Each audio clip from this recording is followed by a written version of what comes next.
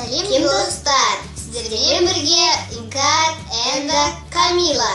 Достар, біз бүгінгі видеомызда осындай антистресс ойыншықтарды жасайтын боламыз. Ал ендеше бастайық. Достар, бізге алдымен A4 қағазы керек болады. Біз оған өзіміздің қалаған суретімізді салып және маркермен бастырамыз. Содан соң салған суретімізді түрлі түсті қарындашпен бояймыз.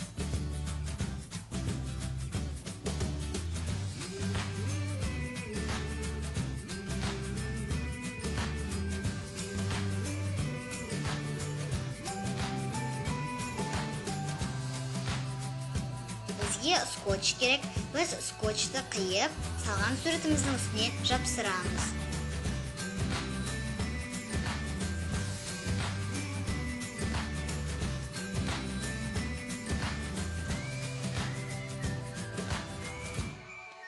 Біз скотчты кішкентай етіп қиып, оның әрбір жеріне жапсырамыз.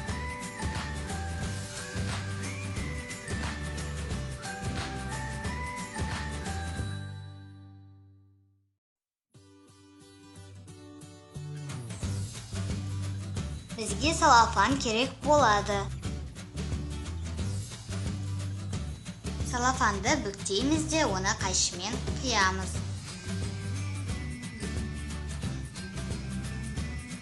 Салафандарды біз жасаған затымыздың ішіне саламыз. Содан соң скотчты қиып, оның ашық қалған жерлерін жапсырып бүктейміз.